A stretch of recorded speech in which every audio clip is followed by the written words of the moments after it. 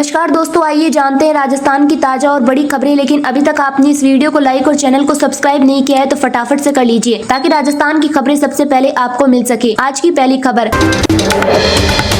राजस्थान में फिर बारिश की संभावना। कल 8 शहरों में तापमान 10 डिग्री से नीचे दर्ज, आज से बढ़ने लगेगा तापमान। जी आपको बता दें कि राजस्थान में सुबह शाम की अब भी सर्दी का जोर है। सीकर, पिलानी समेत 8 शहरों में कल न्यूनतम तापमान 10 डिग्री सेल्सियस से नीचे दर्ज हुआ। दिन के तापमान में अब धीरे धीरे बढ़ोतरी होने लगी है। अगले 48 घंटे के दौरान अधिकांश शहरों में दिन के अधिकतम तापमान में 2 से लेकर 4 डिग्री सेल्सियस तक की बढ़ोतरी होने का अनुमान है, जिसके कारण में एक बार फिर गर्मी महसूस होने लगेगी। वहीं न्यूनतम तापमान में भी बढ़ोतरी होने से सुबह शाम की सर्दी में कमी होगी। वहीं 27 फरवरी से हल्की बारिश या बूंदाबांदी हो सकती है। पिछले 24 घंटे के दौरान राज्य का मौसम शुष्क रहा। जयपुर, कोटा, उदयपुर, भरतपुर, गंगानगर, सिक्कर, पाली समेत लगभग सभी शहरों में आसमान साफ रहा और धूप निकली। इसके कारण कल दिन के तापमान में 1 से 2 डिग्री सेल्सियस तक की बढ़ोतरी भी हुई। जयपुर मौसम केंद्र ने राजस्थान में अगले 48 घंटे के दौरान कई शहरों के तापमान में 2 से 4 डिग्री सेल्सियस तक बढ़ोतरी होने का अनुमान जताया है। इस दौरान सभी शहरों में मौसम शुष्क रहेगा और तेज धूप रहेगी। 27 फरवरी से राजस्थान में एक पश्चिमी विक्षोभ की सक्रिय होने की संभावना है, जिसके प्रभाव से राज्य में बादल छाएंगे और कहीं कहीं हल्की बारिश या बूंदाबांदी हो सकती है। इस सिस्टम का असर 1 मार्च तक रहने की संभावना है।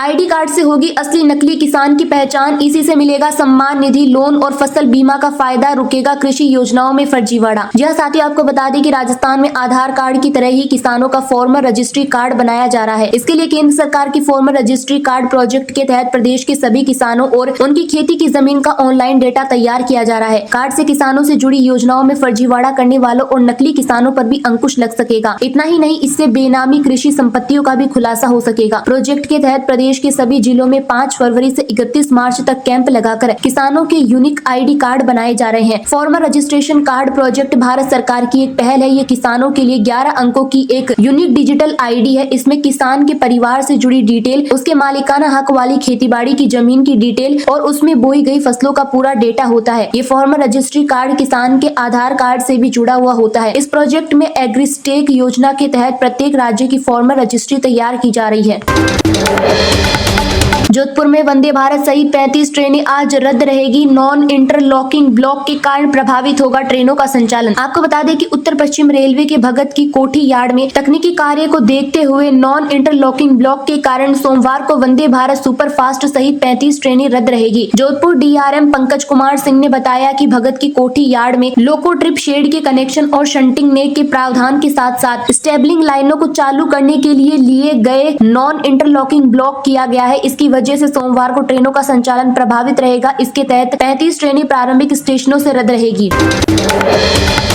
देश का सबसे बड़ा बोन मेरो ट्रांसप्लांट सेंटर लगभग तैयार। कैंसर रोगियों के लिए लाइफलाइन। जयपुर में हर महीने हो सकेगा 50 मरीजों का इलाज। आपको बताते चले कि जयपुर में बन रहा देश का सबसे बड़ा बोन मेरो ट्रांसप्लांट सेंटर जुलाई अगस्त तक शुरू हो जाएगा। 50 बेड वाला ये सेंटर स्टेट कैंसर इंस्टीट्यूट में बनकर तैयार हो रहा है। यहाँ कैंसर मरीजों के लिए बेहद जरूरी बोन मेरो ट्रांसप्लांट मुफ्त में हो सकेगा। हालांकि अभी SMS हॉस्पिटल में ट्रांसप्लांट हो रहा है, केवल 2 बेड की व्यवस्था है, जहाँ 1 साल से भी लंबी वेटिंग है। ऐसे में कई मरीज तो इंतजार में ही दम तोड़ देते हैं। कई मरीजों को प्राइवेट हॉस्पिटल में 40 लाख रुपए तक खर्च करने पड़ते हैं, जहां अब तक 15 साल में केवल 150 ट्रांसप्लांट हुए हैं। इसके चालू होने के बाद 1 साल में 500 मरीजों का बोन मेरो ट्रांसप्लांट हो सकेगा। कैंसर रोगियों के लिए बोन मेरो ट्रांसप्लांट एक अहम इलाज है। कैंसर के कारण मरीज को कीमोथेरेपी या रेडिएशन थेरेपी से गुजरना पड़ता है। इस दौरान मरीज के शरीर में कैंसर सेल्स तो खत्म होती है, लेकिन साथ साथ स्टेम सेल्स भी खत्म हो जाती है। ये स्टेम सेल शरीर की हड्डियों में मौजूद बोन मेरो से बनती है। ऐसे में कीमोथेरेपी पूरी होने के बाद स्वस्थ स्टेम सेल्स की व्यक्ति के शरीर में ट्रांसप्लांट किया जाता है। इसे बोन मेरो ट्रांसप्लांट या स्टेम सेल्स ट्रांसप्लांट कहा जाता है।